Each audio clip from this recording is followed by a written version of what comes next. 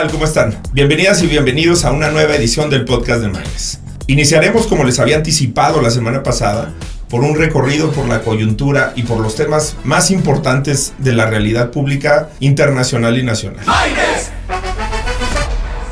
Les había dicho que le vamos a estar dando seguimiento a las elecciones que habrán de verificarse en los Estados Unidos el próximo 5 de noviembre.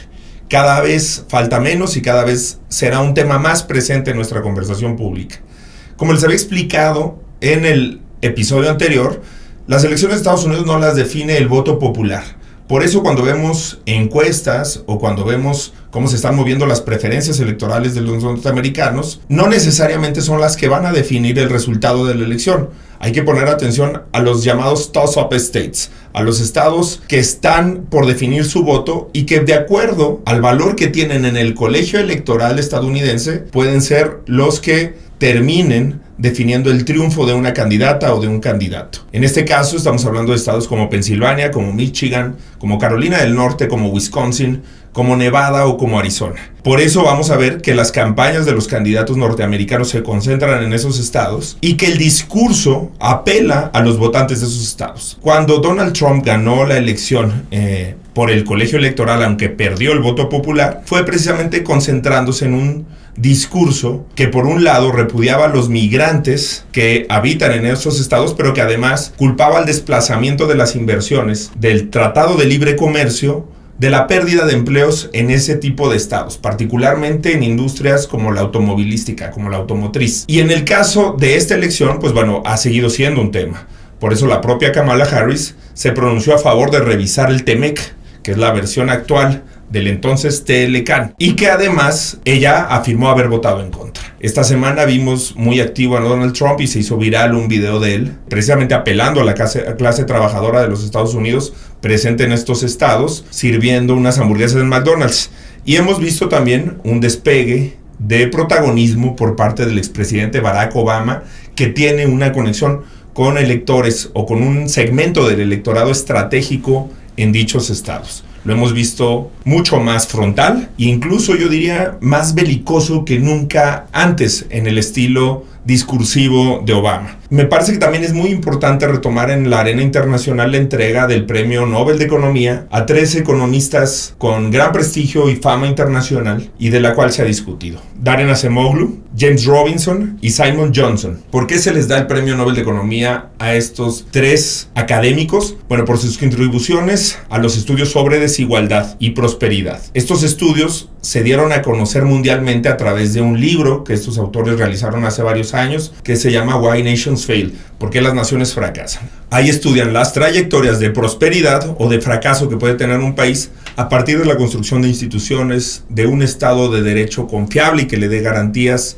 a una nación, y de otro tipo de temas como la forma en la que se construyen las industrias y el desarrollo, si se hace de una manera inclusiva o de una manera extractivista. Pero las críticas a ese libro, que además ya ha tenido posteriores revisiones y ediciones de los autores, no deben de nublar el análisis del trabajo académico que justifica la entrega del premio Nobel a estos economistas. De hecho, en el caso de Acemoglu y Simon Johnson, tienen un libro mucho más reciente que se llama Power and Progress, Poder y Progreso, que hace algunas revisiones de estas mismas ideas y que lo importante es la contribución que hacen precisamente a estos estudios sobre desarrollo inclusivo, sobre Estado de Derecho, sobre tecnología y su impacto en la economía. Pasando a la coyuntura nacional, me parece que la noticia que simbra a México esta semana es el asesinato en San Cristóbal de las Casas del padre Tzotzil Marcelo Pérez, un párroco de la Iglesia Católica, originario de San Andrés Larráinzar. Fijémonos en el simbolismo que eso significa, que tiene 10 años desde el año 2014 luchando abiertamente con el fortalecimiento que ha tenido el crimen organizado en Chiapas, en medio de lo que a nivel nacional ha sido esta estrategia fallida que nosotros hemos denunciado de guerra contra el narcotráfico.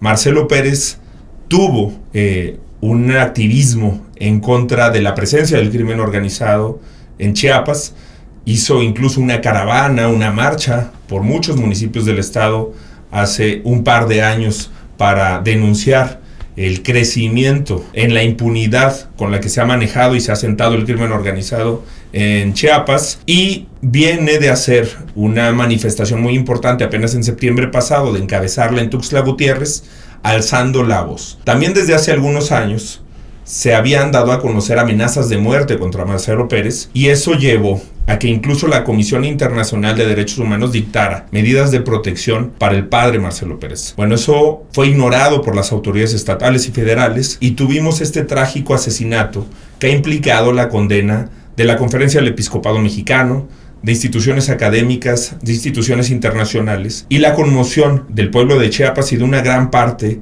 del pueblo mexicano. Me parece que esta noticia la tenemos que poner en perspectiva y acompañar de lo que fue el asesinato hace un par de años, el 20 de mayo del 2022 en Cerocahui, el municipio de Urique, en Chihuahua, de dos padres, de dos sacerdotes jesuitas, que conmocionó también a la comunidad católica en México. Se trató de Javier Campos y de Joaquín Mora, dos padres muy queridos en la Sierra Tarahumara, con una gran trayectoria de servicio social y de activismo social, como caracteriza a la orden jesuita en su interacción con las comunidades, con los territorios, que fue un tema también siempre defendido, la defensa del territorio y de la vida por el padre Marcelo Pérez, y que provocó una gran movilización social, particularmente de la Iglesia Católica, que derivó en foros, talleres, asambleas, que llevaron a la Conferencia del Episcopado Mexicano a presentarnos a las tres personas que competimos por la presidencia de la República, a Xóchitl Gálvez, a la hoy presidenta Claudia Sheinbaum y a un servidor, hace unos meses, el denominado Compromiso por la Paz. El Compromiso por la Paz es el resultado de foros, de talleres, de encuentros que tuvo la Iglesia Católica, pero cientos de especialistas, organizaciones de la sociedad civil, académicas y académicos, que construyeron un documento que planteaba una ruta distinta para pacificar al país y para entrar en una nueva estrategia de contención de la inseguridad, de la violencia y de la impunidad. Me parece que eso es muy relevante que se comente en medio de una tragedia, porque no podemos seguir pensando que estamos frente a hechos aislados o que estamos frente a daños colaterales de la guerra contra el narcotráfico cuando están asesinando a inocentes.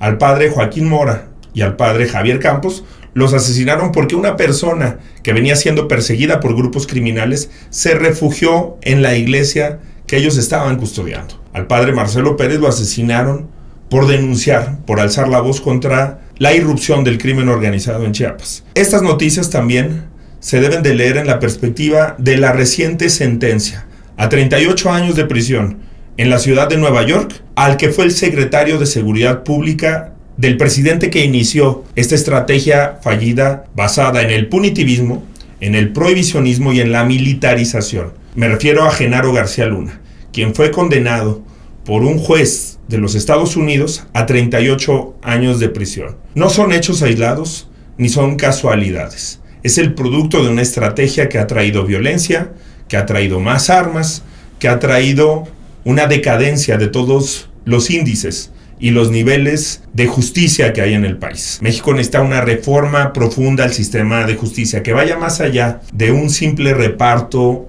de poder como el que está detrás de la mal llamada reforma al Poder Judicial. No se trata simplemente de echar jueces, no se trata simplemente de cambiar la manera en la que un gobernador puede poner o quitar fiscales. Se debe de tratar de una reforma integral a las instituciones y de nuevos enfoques en materia de construcción de paz, de justicia cotidiana, de justicia transicional y de una vía civil para que México tenga una nueva manera de administrar su justicia. Desde el podcast de Maynes lamentamos profundamente el asesinato del padre Marcelo Pérez, pero lamentamos que no haya un espacio para la reflexión seria y profunda en México de un cambio en la estrategia de seguridad.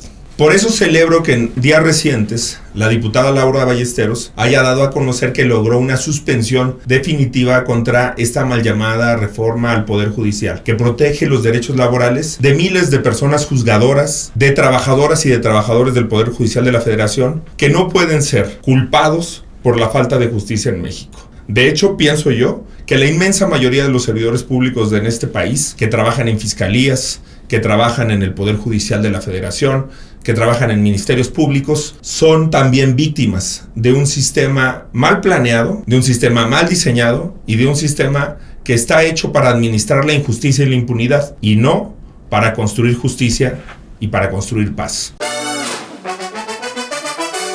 Bueno, y pasando al tema deportivo. Aunque usted no lo crea, hay buenas noticias para la afición Puma. Pumas ya es quinto lugar de la tabla de la Liga MX. Ahí estamos, junto a la máquina de Anselmi, que para mí no solamente es el equipo que mejor juega hoy en el fútbol mexicano. Me parece que son los principales candidatos al título de la liga este año por el funcionamiento que tienen, pero también porque tienen un plantel para aspirar a eso. Junto al Toluca de Pavia, que me parece el mejor reforzado de los equipos del fútbol mexicano para este torneo, ha estado también a un altísimo nivel durante todo el torneo, junto a los equipos de Monterrey, que ya son una costumbre de la nueva realidad del fútbol mexicano gracias a su capacidad de inversión económica, a los fichajes que han venido haciendo, a las instituciones y empresas que están detrás de estos equipos, Rayados y Tigres, que además jugaron esta semana el Clásico Regio que se llevaron los Rayados del Monterrey, y junto al sorpresivo Xolos de Tijuana, que tiene una muy buena dirección técnica por parte del profesor Juan Carlos Osorio, que vuelvo a reiterar, fue muy injustamente tratado por la prensa mexicana durante su paso por la selección. Me parece que Juan Carlos Osorio es uno de los mejores técnicos que han llegado a México en los últimos años. Bueno, ahí están los Pumas con este nuevo ajuste en el planteamiento táctico, que aprovecha muy bien a Rubén Duarte como un tercer central, después de haberlo probado en la lateral, el refuerzo que vino de España, que aprovecha muy bien también al jovencísimo Ángel Rico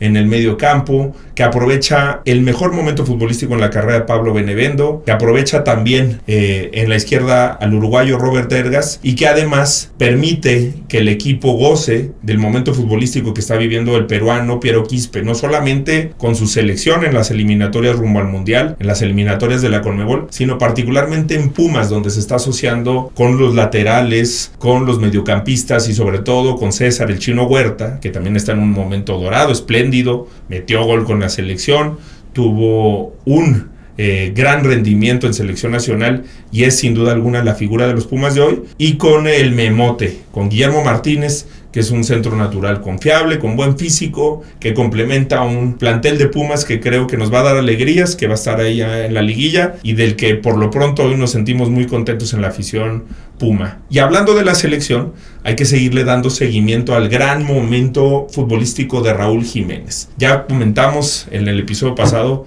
aquel glorioso partido del Fulham contra el Chelsea con el taconazo, que es una de las asistencias de esta temporada, no nada más en la Premier League, sino en todo el fútbol internacional. Y esta semana le hizo un golazo con el Fulham a uno de los polémicos futbolistas que tiene el mundo, el portero de la selección argentina, el Dibu Martínez. Aunque su equipo, el Fulham, perdió, por ahí tuvieron una expulsión polémica, pero Raúl Jiménez sigue mostrando un gran nivel futbolístico y es una de las grandes esperanzas de México hacia el Mundial. Pero sin duda alguna, la gran noticia de esta semana es que se cumplió el pronóstico que dimos en el episodio pasado. La serie mundial entre los dos equipos más populares, al menos en el caso de México, pero quizás a nivel internacional, del béisbol norteamericano. Los Dodgers de Los Ángeles, encabezados por el pelotero japonés Shohei Ohtani, que ha hecho una temporada épica, histórica, con más de 50 bases robadas y jonrones, que es una temporada, un logro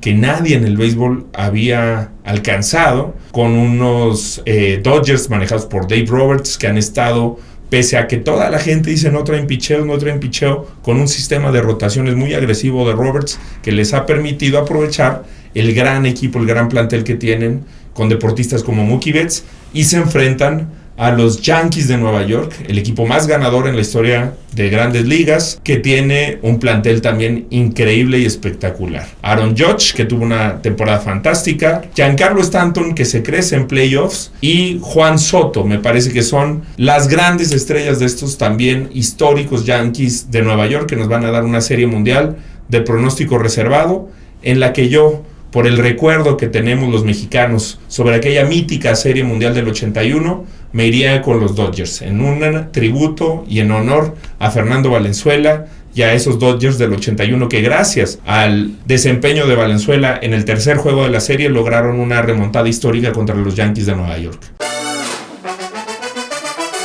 Bueno, y aunque la recomendación literaria ya la hicimos en la parte de coyuntura internacional con los libros de Acemoglu y de Robinson y de Acemoglu y de Johnson, en la parte cultural quiero compartir con ustedes en esta ocasión algunas recomendaciones sobre series de televisión que en este momento pueden ver. Particularmente 3 series de la plataforma Apple TV que están disponibles. No es ningún convenio de colaboración con Apple, pero da la coincidencia de que están ahí y que son 3 series muy distintas, muy disfrutables, pero que a mí me parece que se tienen que ver por diversas razones. La primera de esas series es Slow Horses, que se acaba de terminar la última de sus temporadas y que protagoniza uno de los más importantes actores de la escena internacional, que es Gary Oldman. Está excelso, es una serie sobre espionaje, es una serie que tiene muchos momentos cómicos, pero que sobre todo tiene grandes destellos de actuación por parte de Gary Oldman, de Kristen Scott Thomas, y que me parece ahí una actriz que yo no conocía. No es joven,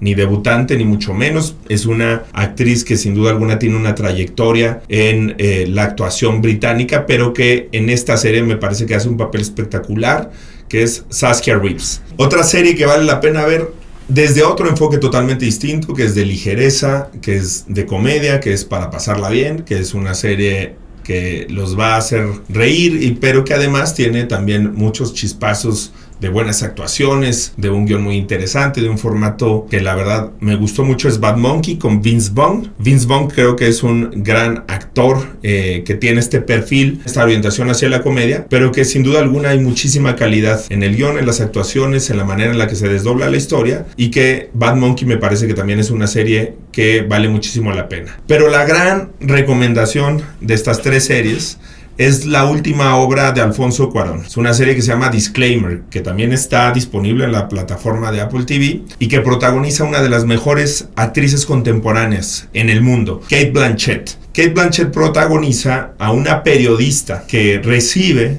una obra literaria que trata sobre uno de los episodios más oscuros de su vida, sobre un episodio que ella guardó como secreto frente a su pareja y frente al mundo entero, y que se va desdoblando en una especie de thriller contado de una forma espléndida por la dirección de Cuarón, con un elemento que además me parece muy novedoso. Como esta historia está basada en un libro que se construye a partir de diversos puntos de vista, de diversas narraciones de quienes están viendo esa historia, Cuarón tuvo una decisión que me parece muy acertada. Contrató a 2 cinematógrafos, Bruno Del Bonnell, 6 veces nominado al Oscar, y el tradicional en el trabajo de Cuarón, Emanuel El Chivo Lubezki, cinematógrafo mexicano, con quienes se complementan, y cada uno tiene a su cargo algunas de estas narraciones que dan lugar al conjunto de las historias, que además tiene algunos detalles, la verdad, muy originales, como este efecto de lente con el que se cuenta cada una de esas narraciones y que lo diferencia, y que además de la estupenda actuación de Cate Blanchett, tiene también cosas interesantes. Tiene a Sacha Baron Cohen, que es un comediante, que es un actor también especializado en temas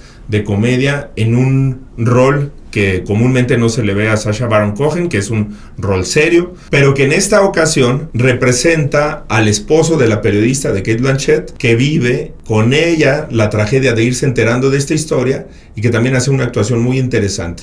Esa es una serie que todavía no está disponible en su conjunto y que se está transmitiendo los viernes.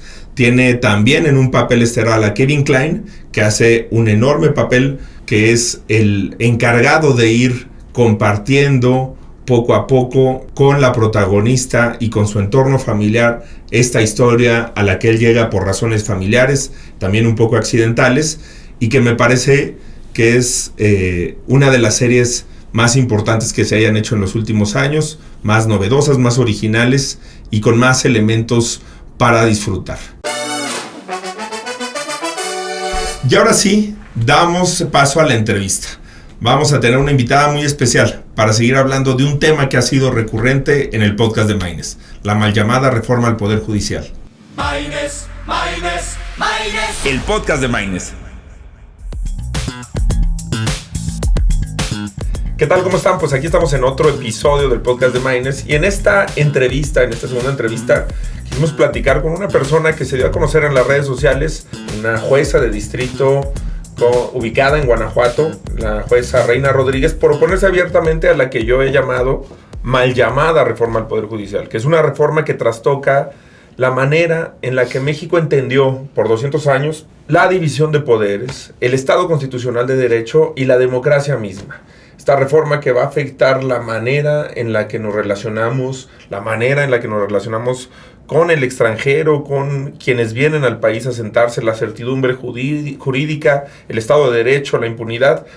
Creo que es un tema que no se ha explorado del todo, pero que además es importante que lo platiquemos con una persona que está en la primera línea de batalla de estos temas, que puede conocer sobre el Poder Judicial y que además me parece que nos puede aportar una visión distinta. Una idea que vamos a estar teniendo en el podcast de Maynes es no solamente entrevistar a los típicos o a las típicas opinadores del poder que residimos en la Ciudad de México y que estamos inmersos en una dinámica centralizada, sino entender que México es muchos Méxicos y que también desde Guanajuato, también desde cada una de las entidades de la República Mexicana, se forja la República, se forja el país que somos. Antes de entrar a la materia y a los temas que vamos a abordar, jueza, me gustaría mucho pues que la gente supiéramos quién es Reina Rodríguez, cómo llega Reina Rodríguez al Poder Judicial, cómo creció, cómo fue la infancia de Reina Rodríguez para llegar a donde está hoy y por qué apuesta su vida a convertirla en ser una persona que se dedique de lleno a la carrera judicial y a llegar al lugar al que hoy llegó. Muchísimas gracias, Maynes, por la invitación. Yo quise ser juzgadora porque quería poner un granito de arena en mi país para hacer una transformación, un cambio, y yo vi la oportunidad a través de impartir la justicia. Crecí en Salamanca, Guanajuato, soy del estado de Guanajuato, toda mi vida pues vengo desde abajo, que es algo de los mitos que ahora se está diciendo de la desinformación, que todos los que estamos en el Poder Judicial de la Federación somos personas privilegiadas y no hay nada más equivocado que eso. Somos personas que venimos del trabajo, que venimos de una carrera judicial. En unos momentos más podemos hablar un poco de qué va esta carrera judicial para que los jóvenes que yo sé que te siguen y que te escuchen pues se enteren de qué es lo que hacemos dentro de esta institución. Soy una persona que me gustaba estudiar en las escuelas privadas, pero no existía el dinero para eso. Entonces me volví una persona muy estudiosa, sacaba mis becas. A veces te lo digo sinceramente porque estoy muy orgullosa de dónde vengo y de dónde vengo es la persona en la cual me he convertido el día de hoy. Pues no tenía ni siquiera para el transporte, entonces yo corría y caminaba y era súper fan del deporte. Y pues bueno, me iba a través de las becas, hice mi primer emprendimiento en secundaria, vendía raspados, helados y todo para después entrar a una prepa marista en Irapuato, en el cual también obtuve una beca, pero tenía que pagar mi transporte porque pues bueno. ¿Toda la familia se fue a vivir a Irapuato? No, yo nada más me fui a estudiar a Irapuato porque quería estudiar en esta escuela marista, entonces conseguí una beca al 100%, pero necesitaba pagar el transporte público y empecé a trabajar vendiendo estos raspaditos y también en una notaría pública. Y pues ya después ingresé a la Universidad de Guanajuato, que es de donde soy egresada. ¿Cómo es crecer en Salamanca y sobre todo cómo fue? Porque hoy Guanajuato tiene una crisis de seguridad, como la tiene buena parte de la República Mexicana, y creo que nosotros, yo cuando visité en la campaña las universidades, una cosa que les decía a los estudiantes, aunque parezca que solo una generación o un par de generaciones las que nos pueden separar, en realidad mi infancia fue muy distinta a la de los jóvenes que hoy están en las universidades. Yo nací, crecí en Zacatecas, podía salir a la calle, jugar fútbol en la calle, muy distinta la manera de crecer. ¿Cómo fue la infancia en Salamanca y cómo esa infancia está conectada con la persona que hoy es Reina Rodríguez? Muy bonita. La verdad que aunque sí hubo carencias, pues tú lo has dicho muy bien, somos de una generación, bueno, creo que tú eres más joven, pero sí me alcancé a vivir esa, que puedes jugar en las calles, que no existía la inseguridad que hoy en día me preocupa que mis papás vivan en Salamanca, porque pues sabemos cómo está el estado de Guanajuato, pero sí hay puntos rojos dentro de las ciudades que conforman este estado, pero sí fue muy bonita. Siempre tuve el privilegio de tener una persona que me diera el ejemplo del trabajo, de los principios y de los valores, una gran luchadora, y esa persona es mi madre, y nunca me hizo sentir menos, siempre me decía, pues nos puede faltar esto, pero tú eres capaz de lograr todo lo que te propongas, y nos transmitía a mí y a mis hermanos pues el ser positivos, el estar alegres, y yo disfrutaba cualquier cosa que tenía, la disfrutaba, y ser positiva siempre. Entonces sí. Yo creo que una niña o un niño tiene mucha más sabiduría de la que le concedemos, que una de las graves deficiencias de la política pública en México es la manera en la que se trata a las infancias, en las que se les menosprecia presupuestalmente. Pero creo que en la infancia uno tiene algunas certezas que no pierde a lo largo de su vida, algunos sueños que no deja de perseguir a lo largo de su vida, algunos miedos que supera. Pero, ¿qué conexión hay entre esa niña que era Reina Rodríguez y la jueza de distrito? Mucho. No, hombre, yo era de esas que quería cambiar el mundo. Había un pleito y yo quería llegar y lo quería arreglar, y yo quería impartir justicia. Entonces todo el mundo me decía en las clases y todo, tú tienes que ser abogada. Y yo, ay no, pues sí, eso es lo mío, porque me encanta estar como en la discusión y realmente como ser la mediadora. Y de ahí yo empecé desde primaria sabiendo que iba a ser abogada. Y siempre me fui con esa convicción, nunca creí que yo iba a ser como todos los niños, ¿no? A lo mejor que el bombero, que el policía y todo lo que te contestan. Siempre tuve esa convicción, y te podría decir que fue a partir del cuarto año de primaria. Me parece muy importante que hablemos de esta parte de la carrera judicial en términos humanos, de cómo se conforma, porque además yo es algo que he compartido mucho en redes sociales. Cuando hay toda esta crítica al nepotismo, a los privilegios, a la corrupción, que es una crítica en la que yo creo que yo comparto, a esta cultura política del guarura, de la camionetona, de los excesos y privilegios, pero me parece que ha sido muy injustamente dirigida a un poder en el que, digamos, entre oficiales, secretarias, secretarios, incluso jueces y juezas, es en el que yo veo más movilidad social. ¿Qué pasa en el Poder Judicial que personas que vienen de entornos humildes, de una cultura del esfuerzo, terminan llegando a estos cargos que, por ejemplo, tú no lo ves tan fácil en el Poder Legislativo ni en el Poder Ejecutivo? ¿Cómo es la carrera judicial y cómo se cómo se asciende a llegar a ser juez, a ser magistrada o magistrado? Es una carrera que la podría definir en persistir, insistir y jamás desistir. Tienes que tener vocación. Muchas veces quieres tirar la toalla porque el Poder Judicial hace algo, tiene unos principios que te los inculca, y para eso sirve la carrera judicial. En decir, ya me diste tu 100%, necesito más de tu 100%. Nunca es suficiente para el Poder Judicial de la Federación. Nosotros nos manejamos bajo la excelencia. Y eso te lo enseñan desde que inicias. Por eso es tan importante cuando llegues a juzgador que ya tengas todos estos valores, convicciones de cómo debes de impartir justicia, y tú inculcarlos a tu equipo de trabajo. Inicias de oficial judicial. Yo inicié a los 19 años. De hecho, existió cuando yo salí a las calles. ¿Todavía estudiando Derecho? Todavía estudiando Derecho, inicié... ¿En la Universidad de Guanajuato? En la Universidad de Guanajuato. Estaba aproximadamente en el segundo semestre de universidad, y yo pido el servicio social. Se me da la oportunidad de ya tener un nombramiento a los 21 años. Antes se podía, ahora ya no, para iniciar en el primer cargo de oficial judicial, y que es importante que tu audiencia lo sepa, que un oficial no es un oficial de policía, es lo que conocemos ahorita, el que transcribe, pues prácticamente que lo utilizábamos para las transcripciones, pero ahora ya tiene que ser abogado. En aquel entonces, te estoy hablando del 2001, cuando yo ya tengo el primer nombramiento, inicio obviamente 2 años previos con el servicio social, y en el 2001 se permitía que los estudiantes pudieran tener nombramientos. Llegabas a las 10 de la mañana y hacías tu trabajo y regresabas a tu turno vespertino a seguir estudiando. Pues inicié de oficial, posteriormente también estuve de secretaria particular de un magistrado, regresé de oficial, luego de actuaria y secretaria, y ahora juzgadora. Pero te comento que es algo más, es demasiada vocación. No existe en la mayoría de los tribunales el pago de horas extras. Nadie trabaja 8 horas. Eso en el Poder Judicial de la Federación no existe. Todos todos desde abajo aspiran a llegar a ser titulares y por eso te tienes que tener una preparación constante y es dejar prácticamente tu vida.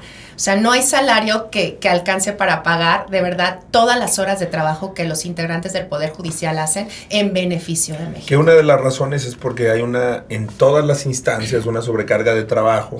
Yo conozco jueces, magistrados, magistradas que incluso se llevan los asuntos a casa, todo el fin de semana seguirlo leyendo, porque si nosotros vemos el número de personas juzgadoras en proporción de la población que tiene México, México tiene un número muy bajo de personas juzgadoras, muchos asuntos, sobrecarga de trabajo, pero me gustaría pues un poco que platicáramos sobre cómo es ese día a día y cuántos años son, por ejemplo, cuando se habla de una jueza, de un juez, de un magistrado.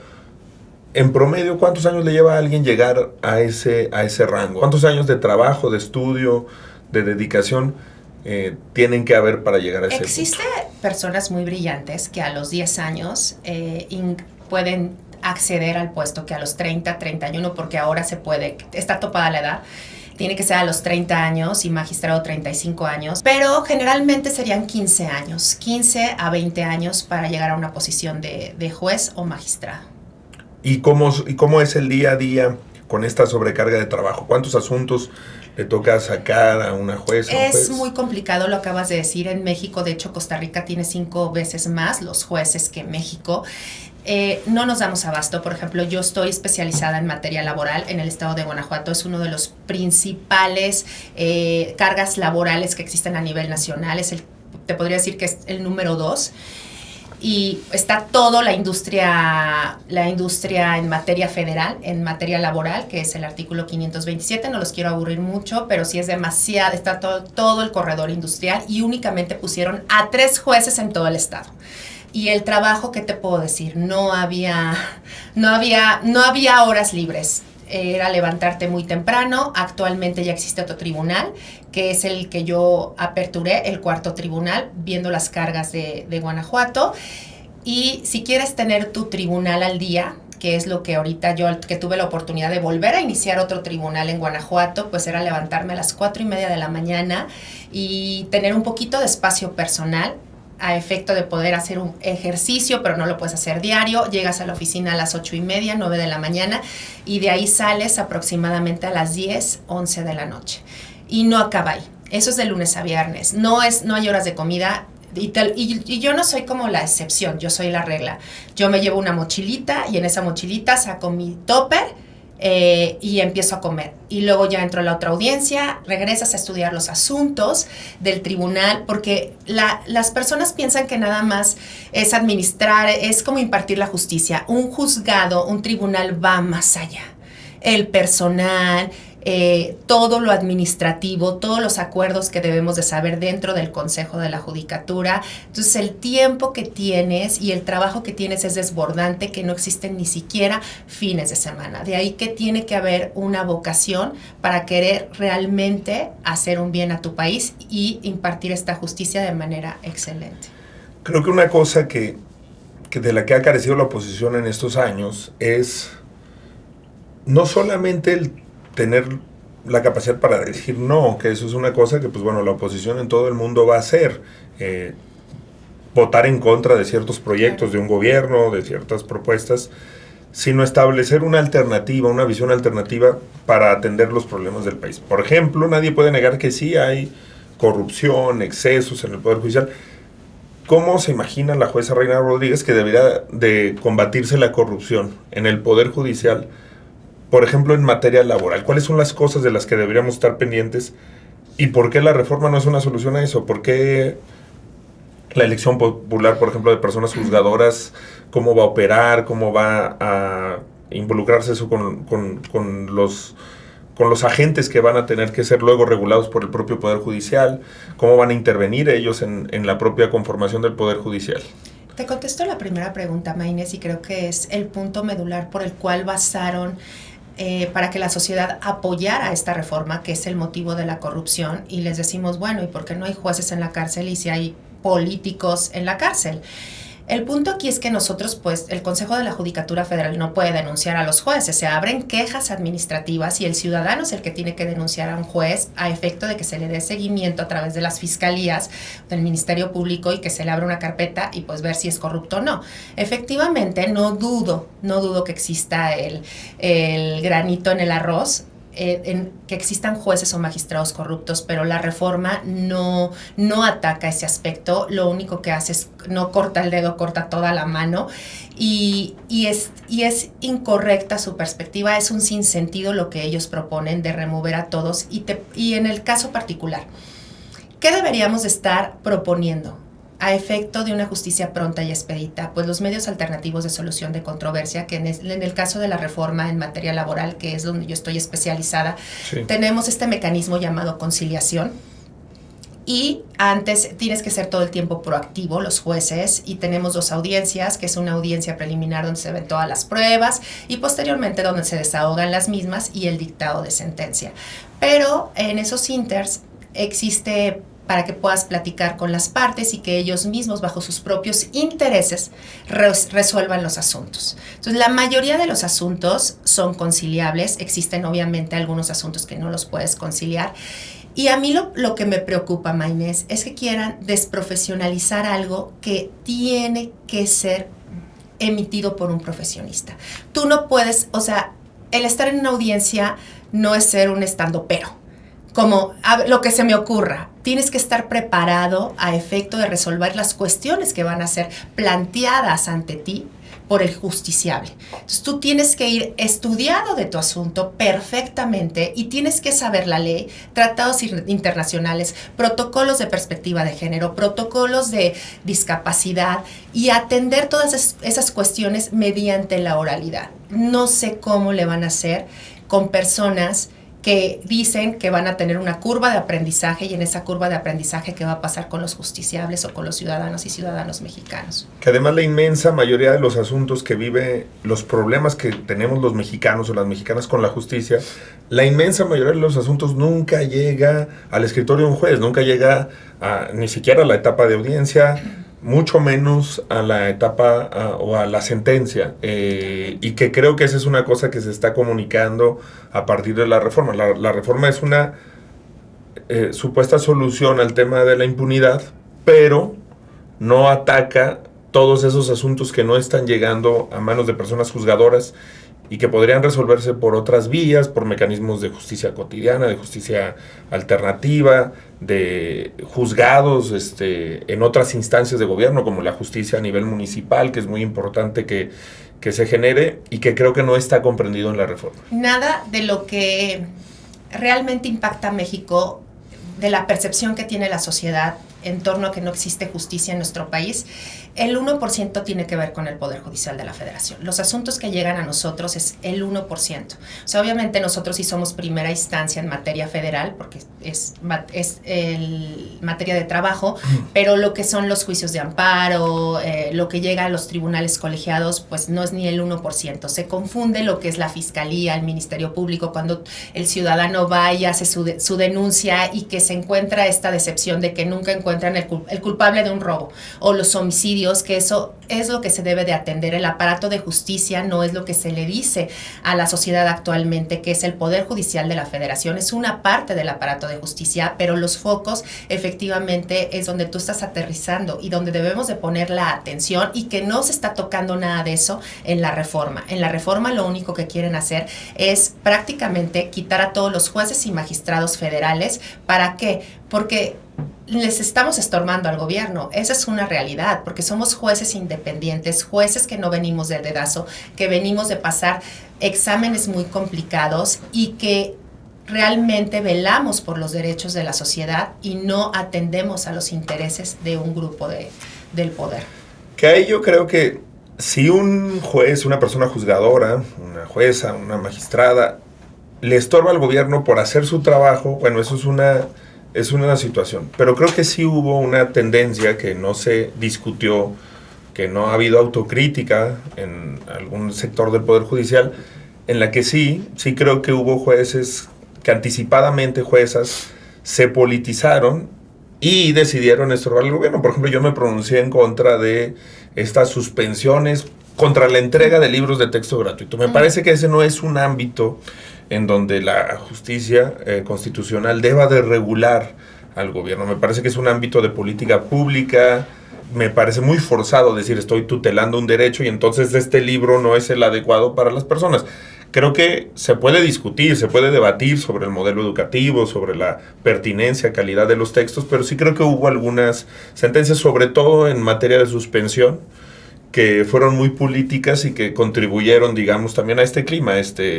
Creo que esa autocrítica en el Poder Judicial faltó y que sí hay algunos episodios en los que la justicia se politizó, ¿no? Todo mundo vimos la foto de la presidenta de la Corte con el presidente de un partido en un momento muy álgido, en una reunión.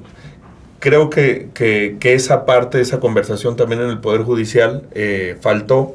Y lo digo porque la jueza Reina Rodríguez ha vivido algo que me parece muy interesante, que es la polarización. Ella tiene una postura combativa contra la mal llamada reforma del Poder Judicial. En ese contexto, el Poder Judicial tuvo un paro de labores, un paro a forma de protesta, y la jueza ha sido de quienes dicen, oye, personalmente, individualmente, sin extenderle esta decisión a quienes dependan laboralmente de mí, creo que es momento de regresar. Y quienes se oponían a la reforma al Poder Judicial o quienes se oponen criticaron muchísimo esa acción. Entonces ya le ha tocado ver esos dos polos en los que hoy habita México, y que me parece que es muy importante también para entender cómo opera la reforma y cómo está el momento de México hoy. ¿Cómo se siente enfrentarse a ese nivel de polarización que existe en el país? Efectivamente, nunca hemos dicho que no debemos de tener una autorreflexión y una crítica y una mejora. Todo es perfectible siempre que se maneja a través de los recursos humanos. Pues sabes que siempre puedes mejorar. Debe de existir una reforma en el Poder Judicial de la Federación. ¿Se puede mejorar? Claro que se puede mejorar. De estas suspensiones que me hablas, son interesantes. Yo no podría dar un pronunciamiento, claro, porque al final yo no tomé la determinación y es respetable por parte de mis compañeros. Se puede tomar en esta línea de que se politizó la determinación. No obstante, existía en ese momento algo muy bonito, Maynes, que lo puedes combatir, y la Corte emitió su pronunciamiento al respecto. Pero actualmente yo considero que se perdió el Estado de Derecho, porque ya yo le llamo Morena, ni siquiera le llamo el oficialismo, porque es lo que está mandando actualmente en el país. Dice, ya no le hagan caso a los jueces. O sea, independientemente que emitan una suspensión en la cual tú puedas estar de acuerdo o que proceda o no, ni siquiera hacen valer el recurso correspondiente para que podamos decir que México conserva un Estado de Derecho. Desde el poder dicen, ya no le hagan caso. Si hablas de este tema, que podrías decir, pues sí raya en un tinte político, pero existió en ese momento el mecanismo y se tomó la determinación del alto tribunal en el sentido de que ya sabemos, ¿no? En relación a los libros de texto. En el punto de lo que yo decía, sí, bueno, fue un tema muy polémico mi declaración en redes sociales al momento de decir, bueno, ya hicimos todo ese trabajo en calles, me parece importante, no debemos de obviar que la reforma ya se aprobó como se haya aprobado y como vimos todos que sucedió en el país, y sí existieron ataques efectivamente de mis compañeros que no estaban de acuerdo, que pensaban que yo me iba a ir con Morena, que yo ya era una jueza de Morena, que me había vendido, cuando yo en reiteradas ocasiones, en todas mis videos, declaraciones, en lo que yo voy a decir a las calles, pues digo que no, que jamás. Yo estoy en defensa del Poder Judicial de la Federación, pero también estoy en defensa de mis convicciones, y yo independientemente lo dije, aunque me quede sola, a la única persona que no debo de traicionar es a mí. Yo creo que se puede hacer esta lucha desde adentro. Yo les decía, pues podemos innovar, como lo que estás haciendo tú ahorita. Estás haciendo un podcast, ¿sí? Y la imaginación, debemos de ser disruptivos, informar a la gente, pero ya laborando para la sociedad, qué es lo que hacemos. Y nos queda un año, ¿no? Porque la mitad sale en el 2025 y la otra mitad en el 2027, pero a lo mejor podemos abrir conciencias a través de este tipo de formatos y, claro, en tiempos libres seguir en las calles y seguir informando a la sociedad. Que me parece interesante que encontremos nuevas formas, a eso me refiero, nuevas formas de protesta o de generar alternativas en las que uno puede tener una postura muy clara, pero eso no necesariamente te debe de hacer, digamos, pasarte al otro extremo. Creo que para que haya, cuando se critica la polarización, hay que entender que la polarización precisamente se llama así porque hay dos polos que se terminan pareciendo mucho entre sí, que terminan condicionando la conversación de la sociedad y que terminan generando lo que yo creo que hay en México. Jueza, yo he sostenido que creo que este país tiene una mayoría silenciosa, que no está en ninguno de esos dos polos, que quiere sensatez, que quiere racionalidad, que quiere que el país camine hacia otro lado, que no quiere ser parte de ese, pero que como no somos los que más opinamos necesariamente en las redes sociales, o más insultamos, o más alto alzamos la voz, creo que muchas veces esa mayoría queda como una mayoría silenciosa. Desafortunadamente creo que hay demasiada gente de espectadora en el país. Y es preocupante, Maynes, por lo que está aconteciendo actualmente. Al día de hoy que se está grabando este podcast, a mí me preocupa de sobremanera lo que está pasando, independientemente de lo que yo te dije, que el Poder Judicial de la Federación puede ser perfectible, pero que ya lo dijiste tú y que ya lo ha dicho el mundo entero, porque ya todo el mundo lo dijo. Los únicos que creen que van a beneficiar esta reforma son los de Morena, y como mal informaron a toda la sociedad, pues la sociedad está aplaudiendo algo que el día de mañana los va a perjudicar. Y creo que como sociedad debemos de despertar, ya no debemos de esperar a que la oposición, a que los partidos como al que tú perteneces, al PAN, al PRI, alcen la voz. Creo que esta batalla ya es de nosotros. Digo, yo no llamo a las armas, o es únicamente inundar las calles y hacer valer esta inconformidad que yo sé que tenemos millones, pero que muchos se manejan desde este aspecto de apatía por defender el Estado de Derecho y lo que hoy conocemos como una república. Sí, jueza, este tema de la apatía es un tema que a mí siempre me ha impresionado mucho. Recuerdo mucho cuando estudiante que vino pues un conferencista brasileño y nos decía, ¿por qué aquí no marchan? Dice, fue cuando pasó este tema, yo estaba estudiando cuando pasó el asunto de Atenco, y dice, esto que pasó en Atenco, dice, en Brasil yo hubiera visto marchas multitudinarias estudiantiles protestando contra algo como lo que ustedes acaban de ver. ¿Por qué aquí no se movilizan? Lo digo porque no es cualquier reforma lo que pasó con la mal llamada reforma al Poder Judicial. Incluso ahora que le preguntan, que hay este debate sobre si es debatible, sobre si es discutible, sobre si es revisable por parte de la Suprema Corte de Justicia de la Nación una reforma constitucional. Bueno, ahí está la opinión de Luigi Ferraioli, que dice, por la naturaleza de esta reforma sí lo es. Roberto Gargarella, digamos uno de los máximos académicos, exponentes, referentes progresistas, pro rendición de cuentas, pro democratización del Poder Judicial, ha dicho lo mismo. Pero ¿por qué solamente vemos casos aislados como el de Reina Rodríguez con un megáfono en las calles protestando contra una situación de esta naturaleza, independientemente de tener o no tener la razón? ¿Por qué no hay esa vehemencia, esa convicción de movilizarse para defender un punto, para defender una agenda? Yo le llamo que normalizamos. Los mexicanos normalizamos lo que está pasando en México, lo que pasó en México y lo que va a seguir pasando en México.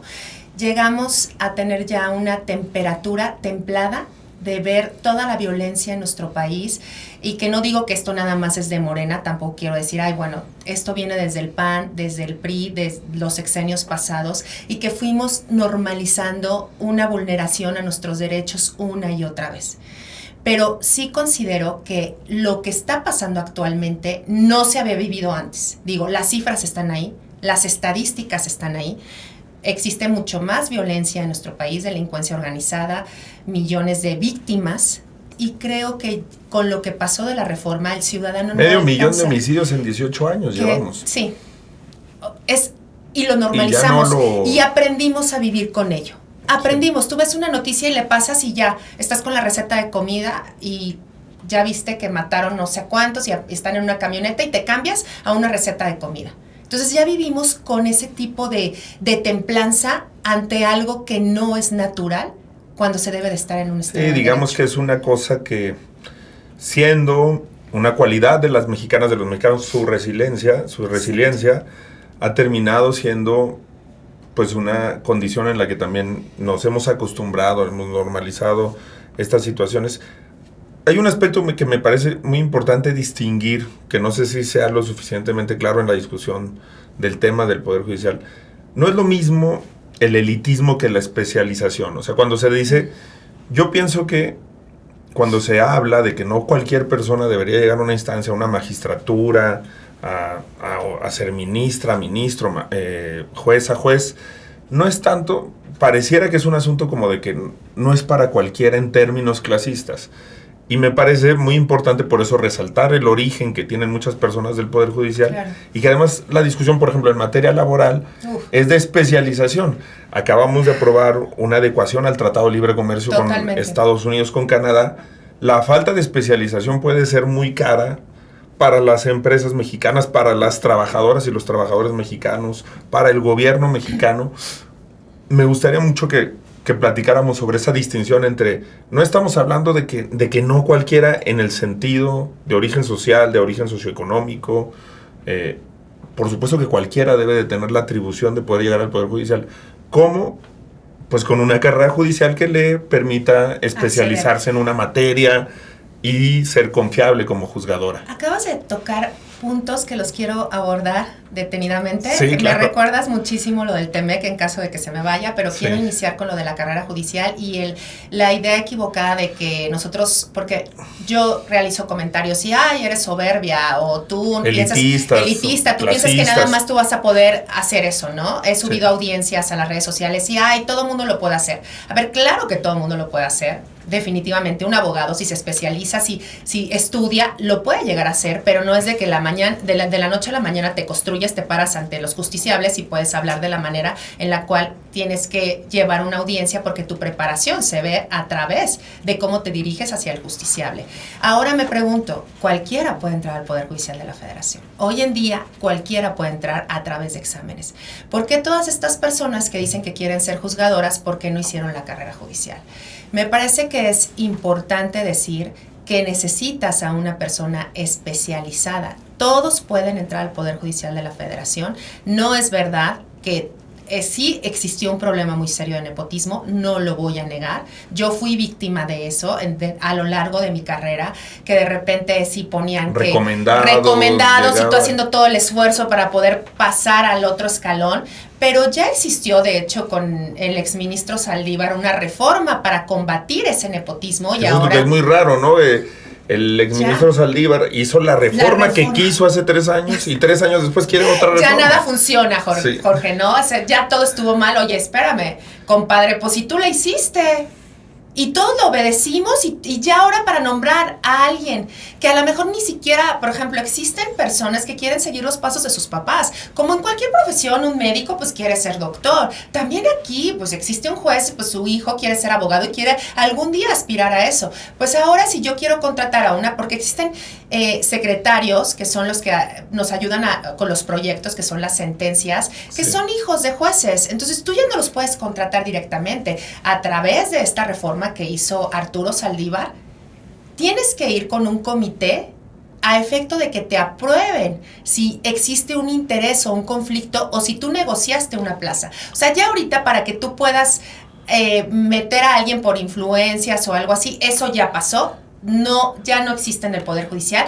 y están mal informando. Y que justamente con Arturo Saldívar llegaron más mujeres que nunca, magistraturas, juezas, llegaron más personas que venían del esfuerzo de intelectual, académico, a este tipo con exámenes de oposición. No se lo negamos, pero lo raro es que él, que promovió esa reforma al Poder Judicial, ahora esté destruyéndola con un asunto además contra el que él siempre habló en contra. Es muy triste porque de hecho yo le voy a decir Arturo Saldívar, ni siquiera le voy a decir ya exministro, creo que sería un gran halago para él.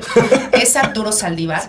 Este señor, yo llegué a ser jueza en su administración y pues bueno, él no me puede decir que llegué por dedazo, definitivamente fue un concurso en el cual me parecía, yo era la total defensora de él. Yo decía, qué bueno que hizo esta propuesta de que las mujeres por un lado y los hombres por otro, no porque tengamos menor capacidad, no, todo, pero sabemos de esta doble carga que tiene siempre una mujer, de llevar el hogar, que tienes más carga en la familia. Entonces no es lo mismo el que tú te puedas desplazar a presentar un examen a la Ciudad de México si tienes 3 niños que cuidar, si tienes que... Y que la cancha históricamente ha estado dispareja. Desigual. Entonces, a través de eso, los puestos de las mujeres, de llegar a los peldaños más altos, sí se ha logrado. Aún así, es muy poco. Creo que somos 414 mujeres, creo que por ahí, pero no somos más de 500. Más de 500 sí, mujeres de magistradas y jueces actualmente a nivel nacional, y tristemente ahora con la reforma, la mujer que dice que llegamos todas con ella a la presidencia, pues quiere desplazar a mujeres de cargos que llegamos con tanto esfuerzo, con tantos años, y pues yo no entiendo cuándo se rompió el techo de cristal. Sí, que nunca en la historia había dado, y es una acción afirmativa que corrige una malformación histórica. Esto de las cuotas luego es muy malentendido en el sentido de no es por el sexo, al contrario. Como hay una acción discriminatoria histórica que sí ha sido por el género, que sí ha sido por el sexo, que hay que corregir, entonces se necesita, claro, que es una parte que me parece que no se ha discutido en México. Las acciones afirmativas, por su naturaleza de diseño, son temporales. Cuando esto se corrija y alcancemos la paridad, eventualmente pues podremos prescindir de esas acciones afirmativas, pero nada más para que no se nos vaya, porque me dijo que le recordara el tema del TEMEC, porque además para estados como Guanajuato, como Aguascalientes, como Jalisco, como Nuevo León, y para todo el país que tiene una gran integración económica, pero para estados industrializados, para estados que tienen mucha relación, la propia Ciudad de México, el Estado de México, con compañías extranjeras, va a ser muy importante entender que la mal llamada reforma del Poder Judicial afecta a todos los ámbitos, no solamente el ámbito penal o todos los ámbitos, y este tema, por ejemplo, la laboral va a tener costos económicos para México, sí o sí. Sí o sí, efectivamente, yo no sé, a mí, sinceramente, le voy a decir a tu auditorio, y me da risa, cuando dicen, es que todo va a estar bien con los inversionistas. Bueno, yo les digo, espero que logren engañar a los inversionistas como están engañando a los mexicanos.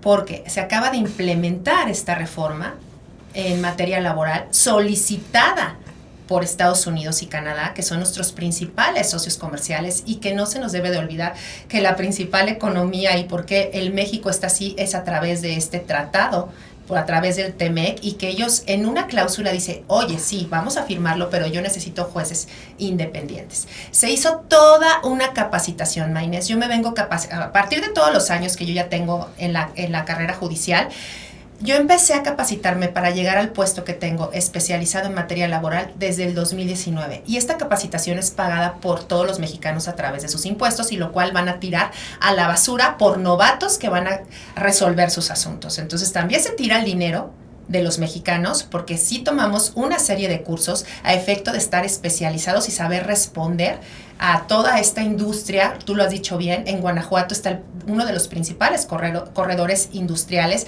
de empresas estadounidenses y canadienses, y que los estadounidenses y canadienses están muy atentos a Guanajuato y qué es lo que pasa ahí. O sea, hemos tenido visitas de agregados de la Embajada de Estados Unidos, agregados laborales, para ver cómo se trabaja en los tribunales federales. Espero que le vaya bien a la presidenta electa y que le vaya bien a Ebrard en tratar de convencer a los inversionistas en apostar su dinero aquí. Porque además no necesariamente quien tiene la capacidad para convencer, que además es otra mentira, se dice, no va a haber un voto popular, o sea, en el sentido de que un buen académico, una buena académica se pueda postular y ser jueza. Ojalá hubiera ese talante democrático en la reforma. Yo pienso que incluso es debatible el uso del voto popular como instrumento para corregir el Poder Judicial. Lo usa Japón para la ratificación cada 10 años del Poder Judicial. Es debatible, pero lo que es falso es que esta reforma sea democrática, porque no cualquiera se va a poder inscribir. Va a tener que ser una lista, una filtración, por ejemplo, para el caso de los ministros y ministras de la Suprema Corte, que al final del día, pues, la va a poner un partido político en el Congreso o en el Ejecutivo, y que no van a llegar los perfiles.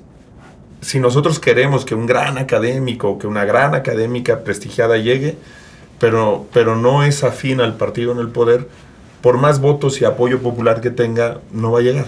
Mira, podríamos explicarle a tu auditorio cómo va a ser esta elección, que es un sinsentido también, ¿no? O sea, va a estar ahí el ciudadano 5 horas leyendo nombres y escribiendo nombres, y también cómo vas a hacer el recuento, ¿no? Porque los candidatos van a ser infinitos. Les digo sencillamente, tú vas a ir a votar por Jaime, Fabiola, Luz María, y por quien tú votes ya fue seleccionado por Morena. Y no va a ser el mejor perfil. Bueno, sí, como estamos viendo la corte, los perfiles que llegaron. Y eso es en la corte.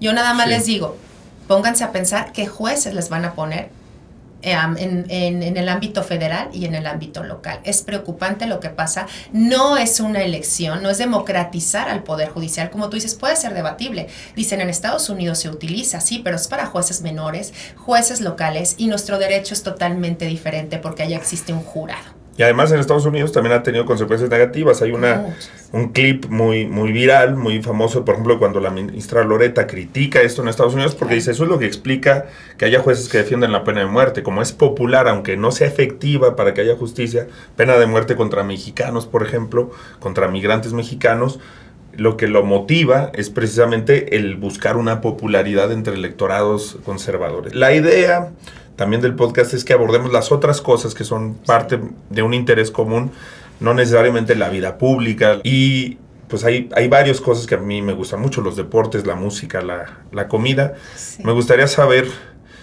qué es lo favorito que le gusta pedir a la jueza, o comer, o que le lleven a la oficina. Y me encanta. No, mira, yo sí suelo ser disciplinada. De verdad me gusta mucho ser disciplinada, creo yo. No, se nota mucho más que yo, por lo menos.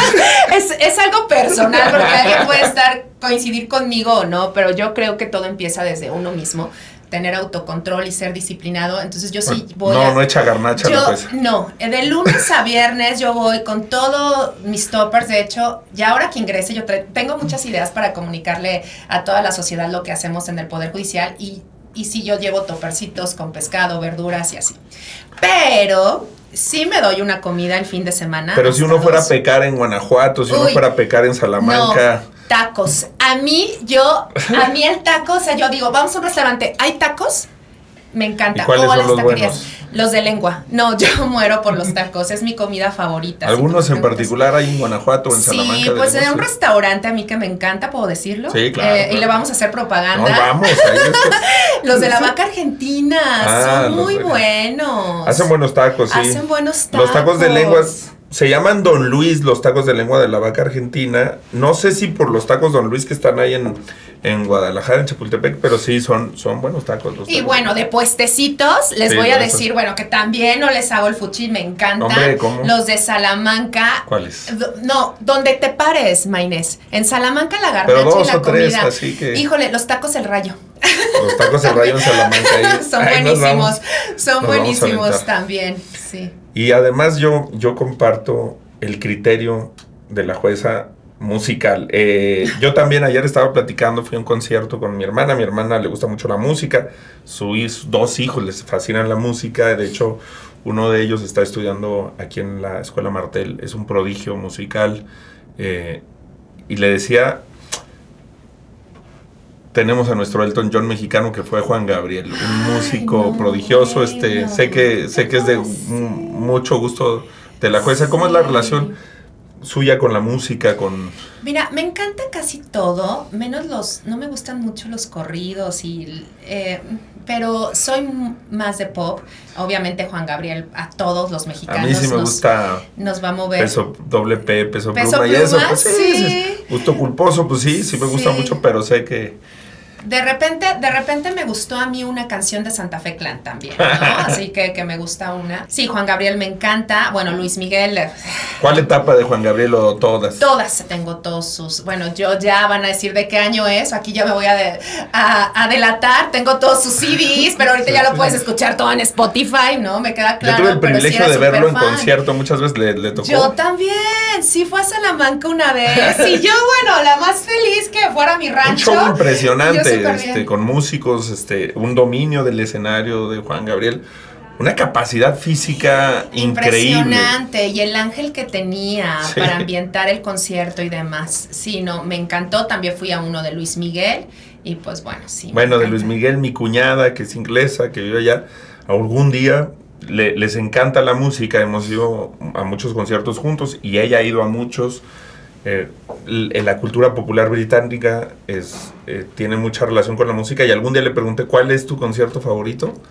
Y me dijo Luis Miguel, porque lo fuimos a ver al 3 de marzo. Bueno, yo fui hace muchos años. Que también tiene todos los géneros, ¿no? Sí, me encanta. Bueno, si Juan Gabriel es nuestro Elton John, yo creo que Luis Miguel, no solamente Frank porque Sinatra. hayan cantado juntos, sí, pero incluso con más variantes, ¿no? Yo creo que Luis Miguel realmente es impresionante el dominio de los géneros que hizo. Totalmente. Y su capacidad como intérprete, el pop de Luis Miguel, los boleros de Luis Miguel, la música regional con Luis Miguel. Le mandamos un saludo al sol, ojalá que tengamos oportunidad de verlo pronto. Sí, ojalá que sí. A ver, que todas las cosas de salud vayan bien, que la vida le permita darle alegría a mucha gente. Pues muchísimas gracias, jueces. Gracias a ti, Maynes. Un placer estar aquí. ¿Qué sigue para Reina Rodríguez? ¿Qué vamos a ver que haga los próximos meses? ¿Va a seguir con el megáfono en las calles? Voy a seguir con el megáfono en las calles e insisto, aunque se me enojen algunos integrantes del Poder Judicial, que debemos de regresar a trabajar. Y quiero iniciar algo como lo que tú estás haciendo, hasta podcast, y quiero hacer como un canal de YouTube a efecto de informar a los ciudadanos lo que hacemos dentro del Poder Judicial, por lo menos en este inter, y que ellos sepan la justicia que tienen hoy del Poder Judicial de la Federación y que logren compararla con los jueces que yo les digo del bienestar que van a tener el día de mañana. Yo también creo que es una posición inteligente la de volver a trabajar. Yo no creo que haya que combatir a un extremo desde otro extremo. Yo creo que la salida para el país, para la polarización, es ponerle sensatez. Exacto. Demostrar que podemos construir una mayoría distinta, que no tenga ánimo de venganza, sino de justicia. Y además, pues que la pase feliz en la trayectoria, y para eso va a ser muy importante también, además, seguir de cerca con los jóvenes, con los estudiantes, Totalmente. las estudiantes y los estudiantes de Derecho, que se sigan movilizando, manifestando y participando de la vida pública. Muchísimas gracias a la jueza Reina Rodríguez por haber estado aquí en el podcast de Maynes, y nos vemos muy pronto para otro episodio. Maynes, Maynes, Maynes. El podcast de Maynes.